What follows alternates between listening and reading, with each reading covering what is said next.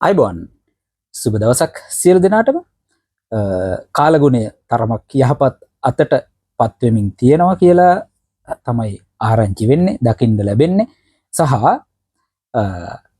අපි මෙහෙම ආරම්භ කරමු. සාමාන්‍යයෙන් අපි දකින ඔය හේන් වල කුඹුරු වල පඹයෙක් හිටලා තියෙනවා, පඹයෙක් හදලා තියෙනවා. සමහර වෙලාවට අර පොලිස් ඇඳුම වගේ නිකන් කාකි කෝට් එකක් වගේ එකක් අන්දලා, සමහර වෙලාවට කළු පාට කෝට් එකක් අන්දලා එක එක විදිහේ මුට්ටියක් දාලා ඇස් දාලා ටිකක් පඹයෙක් හයි කරලා තියෙනවා. පඹයෙක්. එතනින් වගාවට යම්කිසි විශ්වාසයක් තියෙනවා වගාවට යම්කිසි ආරක්ෂාවක් ලැබෙයි කියලා. හැබැයි පඹයට වෙන ගන්න පුළුවන් ඇක්ෂන් එකක් නැහැ. ගන්න පුළුවන් ඇක්ෂන් එකක් නැහනේ. කුරුල්ලෙක් ආවා කියලා එලවන්නද, මුට්ටියෙත් වහලා පහරලත් යනවා. මේ සතෙක් ආවා කියලා එලවන්නද මොකුත් කරන්න බෑ. මොකුත් ඒකේ ප්‍රයෝජනය කියන්නේ විශ්වාසයක් තියෙනවා. ඉතින් ඒ විශ්වාසයට ඕකේ. නමුත් පඹයට කරන්න පුළුවන් දෙයක් නැහැ. අපි ඒක චුට්ටක් පැත්තකට තියලා දැන් ඊයේ දුම්රිය අනතුරක් සිද්ධ වුණා. දුම්රිය පෙළීපැනීමක් සිද්ධ වුණා මේ කැලණිය සහ වනවාසල අතර. වනවාසල දුම්රිය ස්ථානය ආසන්නේ මේ මොකද්ද සිද්ධ වෙන්නේ? දැන් මීට සතියකට එකමාරකට විතර උඩදී වෙරළබඩ මාර්ගයේ කාර්යාල දුම්රියකුත් මෙහෙම පීලිපැන්න. සහ විටෙන් විට මේ පීලිපැනීම් ගැන අපිට ආරංචි වෙනවා. ඒ විතරක් නෙමෙයි එක කාලයක් තිබ්බා ඔය කැලණි ගඟ ආශ්‍රිතව කැලණි ගඟ ක්‍රොස් කරන ඒ පාලම් වල ඇන නට් මේවා ගලෝගෙන යන ඛේදවාචකයක්. එතකොට මොනවද හයිවේස් වල ලයිට් ටික, හයිවේස් වල අර රේලින් වගේ මේ කෑලි ඇල්මිනියම් යකඩ පේන්න බැරි සෙට් එකක් බිහි වෙලා තියෙනවා. දැනටත් ඒවා සිද්ධ වෙනවත් ඇති. මොකද විශේෂයෙන්ම මේ මත්ද්‍රව්‍ය උවදුරත් එක්ක. මත්ද්‍රව්‍ය උවදුර විතරක් නෙමෙයි, විශේෂයෙන්ම අපි මීට පෙර කතා කරපු අර ඔන්ලයින් සූදු කෙලි වගේවත් නිසා. මොකද සමහර දරුවෝ මේ වෙනකොට සම්පූර්ණ වශයෙන් තමුන්ගේ ජීවිත අඳුරු කරගෙන තියෙනවා විතරක් නෙමෙයි, අවසානයේදී දිවි නසා ගැනීම දක්වාම මේක ගිහිල්ලා තියෙනවා, යමින් තියෙනවා. ඉතින් මේක මහා ඛේදවාචකයක්. ඇයි මේ වනවාසල දුම්රිය ස්ථානය ඒ වනවාසල සහ කැලණිය අතර මේ දේ සිද්ධ වුණේ කොහොමද?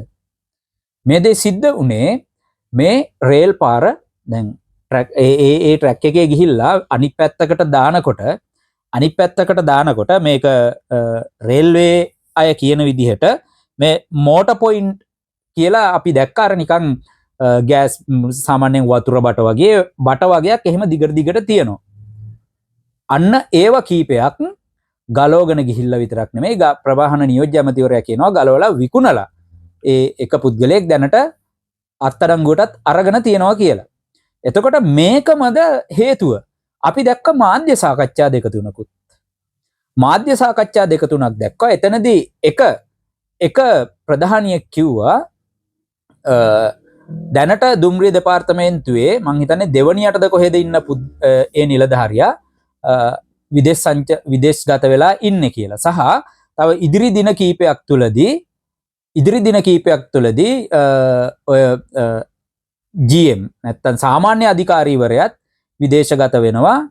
හැබැයි ඒගොල්ලන්ට පැරලලි මේක පවත්වගෙන යන්න කිසිම ආකාරයක මේ කටයුතු නැත්තම් ඒ රාජකාරී ආවරණය කරන්න කවුරුත් දාලා නැහැ. සහ මේ මාර්ග පිරික්සාව කරන නැත්තම් මේ දුම්රිය මාර්ගය නිරන්තරයෙන් අධීක්ෂණය කරන්න ඉන්න කාර්මික නිලධාරීන් සහ ඒ සේවකයන්ට සහ මේ වියදම් ආශ්‍රිතව යම් දැඩි ප්‍රතිපත්තියක් අනුගමනය කරන නිසා ඒව කරන්න අපහසු වෙලා වගේ එක පුද්ගලයෙක් මාධ්‍යයට ප්‍රකාශයක් කරා. සහ ඊට පස්සේ නැවත වතාවක් ආයි තව පුද්ගලයෙක් ඇවිල්ලා කියනවා මේ සිද්ධ වෙන දේවල් ඒක දැන් පොඩ්ඩක් දේශපාලනයේ පැත්තට හැරමින් තියෙනවා. වෙන දේශපාලනයක් ඒව ඇතුලේ සිද්ධ වෙමින් තියෙනවා වගේ අපිට තේරෙනවා. මොකද ආණ්ඩුවෙන් කිව්වහම වියදම් පාලනය කරන්න කියලා ඒක වෙන විදිහක ඒගොල්ලෝ හුවා දක්වන්න උත්සාහ කරන බවක් එක පැත්තකින් පේනවා විතරක් නෙමෙයි. අනිත් පැත්තෙන් මේ සේවකයෝ වැඩ කරන සේවකයෝ පවා අධෛර්යමත් කරන්න සමහර වෘත්තීය සමිති කණ්ඩායම් කටයුතු කරමින් යනවා මේ ඇමතිවරයා සහ නියෝජ්‍ය ඇමතිවරයාත් එක්ක තියෙන යම් එරියස් නිසා. සහ හැබැයි ඒගොල්ලෝ කියනවා මේ දුම්රිය සේවය මගී ප්‍රවාහනයේ දුම්රිය කෙරෙහි ජනතාවට තියෙන විශ්වාසය කඩ වෙන එක තමයි මෙතනින් වෙන්නේ. ඉතින් ඒක කරන්න ඉඩ දෙන්න එපාය කියලාත් ඒගොල්ලෝ කියනවා. ඒ කියන ඒවත් එක්ක කියාගෙන යනකොට ඒගොල්ලෝ දන්නේම නැතුව සමහර වචන ස්ලිප් වෙනවා. ඒවෙන් තේරෙනවා ඒගොල්ලෝ කරන දේශපාලනයකුත් මේක ඇතුලේ තියෙන වග. එතකොට අපි ඇත්තටම හොයන්න ඕනි මේ නට් බෝල්ට් නැත්තම් මේ කියන මේ මෝටර් පොයින්ට් හරි මීට වැඩිය වැදගත් දේවල් හරි ගලවන්නේ කුඩ්ඩොමද? ගලවන්නේ මේ සූදු කෙලින උම්මද? ගලවන්නේ මේ නැති බැරිම නැත්තම් මේ අර කියන්නේ ඩස්පියෝ වගේ පුද්ගලයෝද මේවා කරන්න කියන එක සහ මේ ඇතුලෙන් තියෙන යාන්ත්‍රණයක් පිළිබඳවත් අපිට සැකයක් දැන් මතුවෙමින් තියෙනවා. අපි දන්නේ නැහැ ප්‍රවාහන අමාත්‍යවරයාට හෝ නියෝජ්‍ය ඇමතිවරයාට හෝ එහෙම නැත්නම් සාමාන්‍ය අධිකාරිවරයාට හෝ මේ ඇත්තටම රාජ්‍යයට සේවය කරන පුද්ගලයන්ට මේක වැටහිලා තියෙනවද වැටහෙනවද කියලා. ඉතින් මේ මෝටර් පොයින්ට්ස් වලින් තමයි ඒගොල්ලෝ කියන විදිහට මේ සිග්නල් දෙන්නේ සහ මේ රේල් පාර ට්‍රැක් එකට දැම්මට පස්සේ කරන කාර්යයකට අවශ්‍යම දෙයක් සහ මේකෙදී ඒ පෙට්ටි කීපයක් හරියට ට්‍රැක් එකට ආව අර මෝටර් පොයින්ට්ස් නැති නිසා අනිත් පෙට්ටිය මේ ට්‍රැක් එකට මාරුනේ නැහැ. ඒක තමයි ඒක පෙරලිලා තියෙන්නේ. යම්කිසි දුරක් යන්න පුළුවන්. ඒ දුර ගියාට පස්සේ පෙරලෙනවා. ඉතින් නැවතත් දැන් මේ පාර්ශව කීපයක්ම විශේෂයෙන්ම මේ ලංකාවේ ප්‍රවාහන ශාස්ත්‍රය ලංකාවේ නෙමෙයි ලෝකෙම ප්‍රවාහන ශාස්ත්‍රය සහ මාර්ග පද්ධතිය දියුණු වෙනවා කියන්නේ රටක දියුණුවක ප්‍රධාන අංග. දැන් සමහර අයට රිදිලා තියෙනවා මේ මෙට්‍රෝ බස් ආපු එකෙන්. අපි කිව්වනේ මේවා අවුරුදු ගානකට කලින් සිද්ධ වෙන්න තිබ්බ දේවල්. හැබැයි දැන් යම්කිසි ජන කොට්ටාසයකට හරි ඒ අත්දැකීම ලැබිලා තියෙනවා. ප්‍රසාදයට ලක් වුණා. ඊට පස්සේ මේ කොළඹ බස් ස්ටේෂන් එක නවීකරණය කරාට පස්සේ ඒ ඇතිවිච්ච තත්ත්වයන් එක බලනකොට තාමත් මේවා උඩින් වෙනම දේශපාලනයක් කරන්න සූදානම් වෙනවා. දැන් මේ මෙට්‍රෝ බස් කේස් එකත් එක්ක ඔයගොල්ලෝ දකින්න ඇති අර බස් ගැමුණුල හැම කොයිතරම් කිපිලාද කියලා. කොයිතරම් කිපිලා තිබෙනවද? ඉස්සෙල්ලම කිව්වා මේවා මේ අඩි 8ක් දිගයි, අඩි 8කට වැඩිය දිගයි, මෙච්චර පළලයි, හරි අමාරුයි පාරවල් වල යන්න. දැන් බස් ටික පාරවල් වල යනවා දකින්නකොට මේ බෑම් පාඩුයි, මෙච්චර සෙනග නැහැ, අච්චර සෙනග නැහැ. අකෝ පැය 24ම පාරේ සෙනග නැහැ. පැය 24ම පාරේ සෙනග නැහැ. ඒ නැති වෙලාවල් වල ඒවා කවර් කරන්න තමයි බිසි වෙලාවේ වැඩිපුර ගමන් වාර ක්‍රියාත්මක කරවන්න සිද්ධ වෙන්නේ. ක්‍රියාත්මක කළ යුතු වෙන්නේ. හැබැයි වැඩිපුර බස් ප්‍රමාණයක් ගෙනහල්ලා මිනිස්සු මේකට හුරු වෙනකොට අනිවාර්යයෙන්ම එක පැත්තකින් පාරේ තියෙන තදබදය අඩු වෙන්න, එක පැත්තකින් ජනතාවගේ විශ්වාසය හදුනහම ඕකේ අපිට පොදු ප්‍රවාහනයක් තියෙනවා, අපිට යන්න ඕන තැනට යන්න පුළුවන්. ඒ බලාපොරොත්තු වෙන වෙලාවට මෙන්න බස් එක මේ වෙලාවට එනවා. ඉතින් ඒ විශ්වාසයත් එක්ක ජනතාව ඒකට ආකර්ෂණය වෙනකොට මේවට සමහර විට ඔය පරණ ලොරි බොඩි ගෙනහල්ලා ලොරි චැසි වල බොඩි ගහපුවා ගෙනහල්ලා ඔය බස් වලට විනාශකාරී ක්‍රියාවල් කරන්න පවා මේගොල්ලෝ කටයුතු නොකරන එකක්ම නැහැ. මොකද ඒ තරම් ඔවුන් රිදිලා තියෙන්නේ, ඔවුන්ට දැනිලා තියෙන්නේ. ඒත් එක්කම දැන් මේ ආයි ඩොලරේ කතාවක් සහ රනිල් වික්‍රමසිංහ කරපු කතාවක් එක දිගට දාගෙන යනවා. 380ට තිබ්බ එක මම 300ට ගෙනාවා, 380ට තිබ්බ එක මම 300ට ගෙනාවා, 380ට තිබ්බ එක 300ට ගෙනාවා කියා. දැන් මේ ඩොලරය ඇයි මේ හිටි හැටියේ වැඩි වෙන්නේ? අපේ රටට එහෙම ලොකු ඩොලර් සංචිත ප්‍රමාණයක් නැහැ. දැන් ඉන්දියාව ගත්තත් ඉන්දියාවෙත් ඩොලර් එක වැඩි වුණා. ඉන්දියාවේ අවුරුද්දකට රත්තරන් සහ රිදී ගේන එක තහනම් කරා. සහ මේ නවත්තන්න කියලා කිව්වා. ගෙදර ඉඳලා වැඩ කරන්න කියනවා. මේ ඩොලර් ටික ආරක්ෂා කරගන්න කියනවා. අවුරුද්දක කාලයක් ඉවසන්න කියනවා. එච්චර ලොකු රටක එච්චර ලොකු සංචිත ප්‍රමාණයක් තියෙද්දි ඇයි හැමෝටම දැනිලා තියෙනවා. මේ ලෝක තත්ත්වය හැමෝටම දැන් දැනිලා තියෙනවා. ඒ කීප දෙනෙකුට නොතේරුණාට දැනිලා තියෙනවා. සහ මෙතන අපිට වෙලා තියෙන්නේ අපිට ඉල්ලුම එන ප්‍රමාණයට අපි ගාව ඩොලර් නෑ දෙන්න. ඩොලර් නෑ දෙන්න. අපි අතේ හාල් කිලෝ 100යි නම් තියෙන්නේ. ඔය හාල් කිලෝ 100 1000ක් ඇවිල්ලා ඉල්ලුවොත් අපිට දෙන්න ක්‍රමයක් නෑ. එතකොට අර හාල් කිලෝ එක ඕගොල්ලෝ අපි රුපියල් 500ට වික්කනම් මේක සමහර විට කිලෝ එකක් 5000ක් වෙන්න පුළුවන්. 5000ක් වෙන්න පුළුවන්. එහෙම තත්ත්වයක් තියෙන්නේ මේ ඩොලර් එන ප්‍රමාණය එක්ස්පෝර්ට් නැවතිලා, කර්මාන්ත නැවතිලා. විශේෂයෙන්ම මේ විදේශ ආයෝජන වගේ දේවල් ඉතාමත් පහත් මට්ටමක තියෙන්නේ දැන්. මුළු ලෝකය පුරාම මිනිස්සු සල්ලි ඉන්වෙස්ට් කරන්නේ නැහැ. තියෙන සල්ලිත් සමහර වෙලාවට අරගෙන වෙන තැන් වලට මාරු වෙලා ඒගොල්ලෝ ගිහිල්ලා කාලා බීලා ඉන්නවා. එහෙම තත්යකට ලෝකයපත් වෙලා තියෙද්දි අපිට ඩොලර් එන විදේශ විනිමය තාමත් ලැබෙනවා. හැබැයි මේ යන විදිහටම ගියොත් තව කාලයක් විශේෂයෙන්ම මේ මැද පෙරදිග කලාපයේ ඒක අපිට බලාපොරොත්තු වෙන ප්‍රමාණයට දැන් ඔය තියෙන performance මීට වැඩිය ඉතාමත් විශාල ප්‍රමාණයෙන් අඩුවීමට නියමිතව තියෙනවා. අඩුවීමට නියමිතයි. එහෙම නොවුනොත් ඒක රටේ වාසනාව, ජනතාවගේ වාසනාව. මොන යකා දැන් ගත්තත් මේකට මූණ පාන්න සිද්ධ වෙනවා. ඒ විතරක් නෙමෙයි සංචාරක ව්‍යාපාරයේ කඩා වැටිලා තියෙන්නේ මුළු ලෝකය පුරාම. ඉතින් මේ ටික හරි ගියොත් අපේ තියෙන කලමනාකරණයත් එක්ක දැන් තියෙන කලමනාකරණයත් එක්ක අපිට රුපියල් හොයාගත්තට රුපියල් වලින් කරන්න පුළුවන් දෙයක් නෑ. රට ඇතුලේ බිස්නස් එක කරනවා ඇරෙන්න. ඒක අපි ඉඳුරාම දැනගත යුතු කාරණයක්. අපිට ඩොලර් එන මාර්ග ටික ඇහිරෙනකොට අනිවාර්යයෙන්ම සමහර විට සංචිත ටිකත් අඩු වෙන්න ඒක බලපානවා. වෙළඳ පොලේ ඩොලර් නැතුව යනවා. එක කාලයක් ඩොලර් තියෙන ටිකත් ඒගොල්ලෝ එකතු කරගත්තා. හතර වටේම තියෙන ඒවා. එකතු කරගෙන ඒක හොහිර කරගෙන ඉඳලා අන්තිමට අතේරියට පස්සේ පිපුරුණා. ඉතින් මේක ගැන මුළු රටක්ම මුළු ජනතාවක්ම තේරුම් අරගෙන අර පරිස්සමෙන් වැඩ කරන්න තේරුම් ගන්න ඕනේ. හැබැයි එහෙම තියෙද්දිත් දැන් වෙනකොට ආණ්ඩුවෙන් තීරණයක් අරගෙන තියෙනවා මේ ඔත්තේ ඉරට්ටේ දින අයින් කරන්න මේ ෆුවල් සඳහා.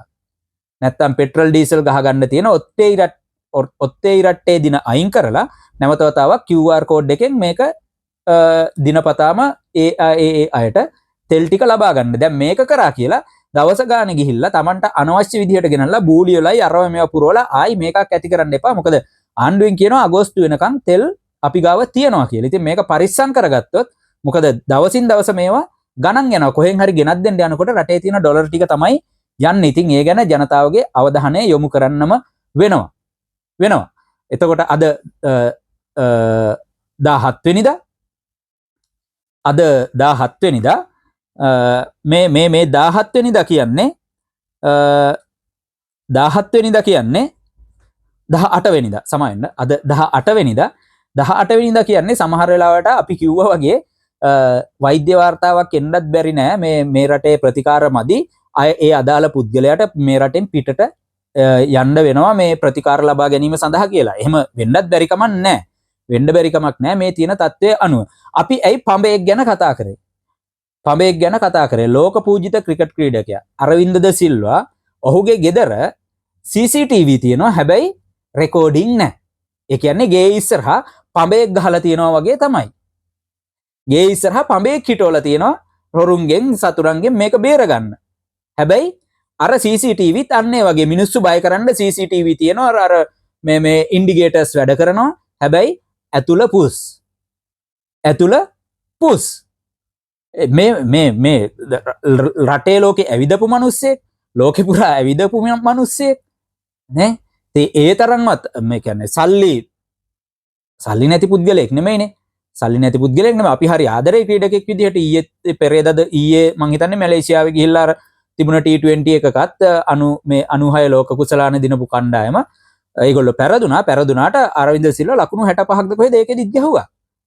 65ක් විතර ගැහුවා. ඒ ප්ලේ කරන විදිහෙන් අපිට තේරෙනවා ඌට කොච්චර ශක්තියක් තවමත් තියෙනවද කියලා. ඒක වෙනම දෙයක්. හැබැයි ඒ කොච්චර ශක්තිය තිබුණත් අර අවශ්‍යම දේ කරගෙන නැහැ. ඒ කියන්නේ ගේ ඉස්සරහා පඹේ කිටෝගෙන. පඹේ හිටවගෙන. ඉතින් මේක තමයි මේවා ඛේදවාචක ලෝකයේ ඕනෑම බොහෝ රටවල් වල මේ තුන්වෙනි ඇස CCTV එකට දීලා තියෙන తত্ত্বය සහ මේවා කොහොමද කළමනාකරණය කරන්නේ? අපි මේ තැනට කවද යනවද? රටම ඩිජිටල් කරන්න ඕනි කියලා කිව්වට මේවට යම්කිසි වැඩපිළිවෙලක් හැදුවේ නැත්තම් පාරවල් ටික කව කරගන්න මේ රටවල් වල ගත්තොත් මේ හැම පාරක තොටක තියෙන CCTV හැම එකම ප්‍රයිවට් දීලා තියෙන්නේ. හැබැයි ආණ්ඩුවට ඇක්සස් තියෙනවා. ප්‍රධාන පෙළේ ආයතනවල සුපර් මාකට් හරි බිල්ඩින් හරි මේවා අනිවාර්යයෙන්ම ඒ පාරවල් පැත්තට අනිවාර්යයෙන්ම කැමරා සවි කරලා ඒවා අදාළ පොලිස් ස්ථාන වලට ලින්ක් කරලා තියෙන්නේ. ඒව වැඩ කරේ නැත්නම් ඒගොල්ලෝ ලයිසන් දෙන්නේ නැහැ. ලයිසන් එකට අප්‍රූවල් දෙන්නේ නැහැ. නැත්නම් රෑ ඇරලා තියන්න අප්‍රූවල් දෙන්නේ නැහැ. ඒව බලලා තමයි මේවා කරන්නේ. මේ ගොඩක් ඒවා ප්‍රයිවට් කරනවා. හැබැයි ඒ රජයේ ආයතන වලට ඇක්සස් එක තියෙනවා. ඉතින් මෙතනට අපි කවදද මේ රට ගෙනියන්නේ? නැත්නම් තවමත් අපි තැන් වල පඹයම හයි කරගෙන ඉන්නවද කියන එක තමයි අපිට තියෙන ප්‍රශ්නේ. ඉතින් අපි තවදුරටත් කියනවා නම් තව අවසාන වශයෙන් අර මගේ වීඩියෝකට උරණ වෙලා අපි දැක්ක අපිට විරුද්ධව වීඩියෝකුත් දාලා තියෙනවා. අපි නම කියන්නේ මේ ඒ පුද්ගලයා මට ඒ පරුෂ වචනෙන් ඌ තනිකරම බෞද්ධ වැඩසටහන් කරන පට්ටපල් තිරිසනෙක් වගේ. ඌ මට එහෙම පරුෂ වචනෙන් කතා කරන ගමන් සුදා අයියාගේ නමත් කියලා සුදා අයියටත් කියගහුවා. මට මතක විදියට සුදා අයියා කීපවතාවක් කිව්වා මේ එකෙක් මැරෙන්න හදනවා බෙරිහන් දෙනවා. හැබැයි උගේ නමවත් කියන්නේ නැහැ කියලා. මමත් එහෙම තමයි. මම උගේ channel එකවත් උගේ නමවත් කියන්න යන්නේ නැහැ. හැබැයි විස්තර තියෙනවා අපි අතේ. විස්තර තියෙනවා මගේ ගාවත්. ඉතාමත් පහත් විදිහට අපිට කතා කරපු එක ගැන කරන්න හොඳයි කියන්න හොඳ නැහැ. හැබැයි එහෙම නොකියන කට්ටියක් ඉන්නවා. පාර්ලිමේන්තු මන්ත්‍රීවරු, විපක්ෂ නායකවරයා ඇතුළු මේ සියලු දෙනාම මේ ඛේදවාචකයේ සම්බන්ධයෙන් තාම කටක්වත් ඇරියේ නැහැ. මේ පල්ලේගම සිද්ධිය සම්බන්ධයෙන් කිසිදු මන්ත්‍රීවරයෙක් කටක්වත් අරිනවා අපි දැක්කේ නැහැ. හැබැයි ඒගොල්ලන්ට කැතයි කියනකොට වම්බටු කියනකොට ඊට පස්සේ මේ වාසගම වෙනස් කරා කියනකොට හොඳට ඌය වෙනවා. හැබැයි කිසිම කෙනෙක් අර 27 2ද 21 2ද 27 2නේ 27 2 යටතේ ප්‍රශ්න අහන මිනිස්සයාට tamunට දියණියක් ඉද්දිවත් කිසිදු හැඟීමක් නැහැ. ඒගොල්ලෝ කවුරුත් මීක් නැහැ. රටේ ප්‍රධාන පෙළේ මාධ්‍ය සමහර මාධ්‍ය හැම එකම අනුන්ගේව දකින්න හැම එකම මේක තාම දැක්කේ නැහැ වගේ ඉන්නවා. ඊට පස්සේ ඒවා අපේ පිට තියලා කපන්න උත්සාහ කරනවා. මේවා යට යන එක වළක්වන අපිට. මේවා යට යන එක වළක්වන්න උත්සාහ කරන අයට කපලා ඔවුන්ගේ පිට තියලා ඔවුන්ගේ හිසේ තියලා මේක කපන්න උත්සාහ කරනවා. ඉතින් අපි බලමු ඉදිරියේදී මොකද වෙන්නේ කියලා. ඉතින් ඕගොල්ලන්ගේ අදහසත් යටින් කමෙන්ට් එකක් විදිහට දාන්න. සුබ දවසක් සියලු දෙනාටම. යන ගමන් අපි සබ්ස්ක්‍රයිබ් කරගෙන යන්න. ජය වේවා.